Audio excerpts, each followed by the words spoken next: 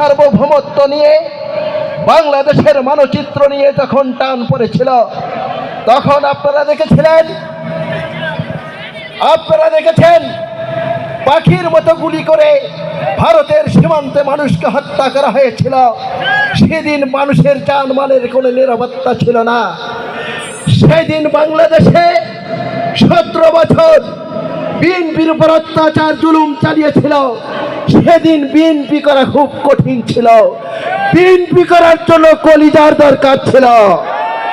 সেই দুঃসময়ে নেতৃত্ব দিয়েছিলেন জননেতা আলহাজ সাইফুর রহমান রানা ভাই।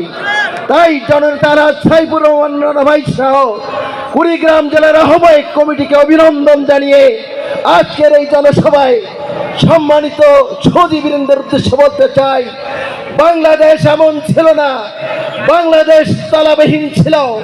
৭৪-এর দুর্ভিক্ষে মানুষ আর শ্রীগেলে একসঙ্গে ভাত খেয়েছিল।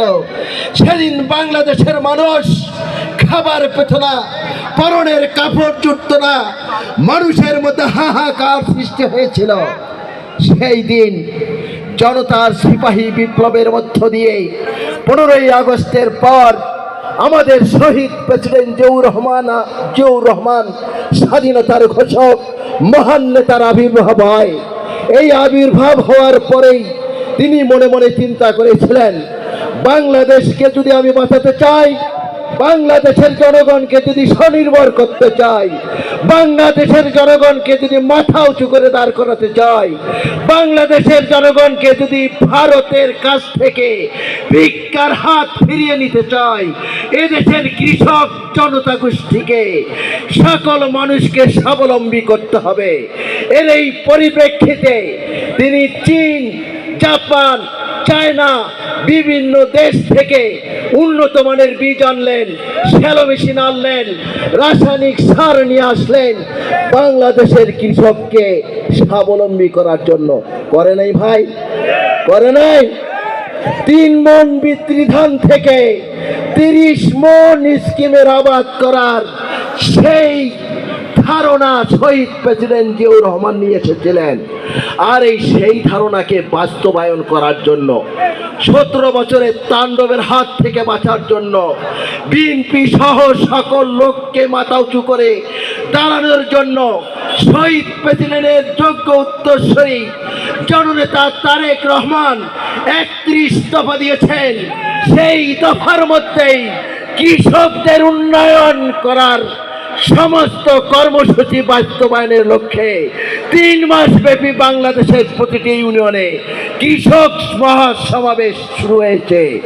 এই কৃষক মহাসমাবেশের আসল উদ্দেশ্য হল বাংলাদেশের সংখ্যাগরিষ্ঠ কৃষক জনগোষ্ঠী যদি স্বয়ং সম্পূর্ণ হয়, কৃষি আবাদ করতে পারে, মাথা উঁচু করে দাঁড়াতে পারে, বাংলাদেশ ঘুরে দাঁড়াবে এবং শহীদ প্রেসিডেন্ট জিয়াউর রহমানের স্বপ্নের সমৃদ্ধিশালী বাংলাদেশ গড়ে উঠবে। উঠবে না? তাই আপনাদেরকে বিনীতভাবে আহ্বান করব, কৃষক দলকে সুসংগঠিত হতে হবে, বিএনপিকে সুসংগঠিত হতে হবে, যুবদল, ছাত্রদল, সকল অঙ্গ সংগঠন সুসংগঠিত হয়ে আগামী দিন বাংলাদেশ জাতীয়তাবাদী দল বিএনপির উপর সমস্ত ষড়যন্ত্র মোকাবেলা করে আলহাজ সাইফুর রহমান রানা ভাইকে এমপি পদে আমাদের প্রতিষ্ঠিত করতে হবে। এর জন্য কি দরকার? ভোট এবং জনসম্পৃক্ততা আর চারিত্রিক বৈশিষ্ট্য, জনগণের সাথে সুসম্পর্ক বজায় করা।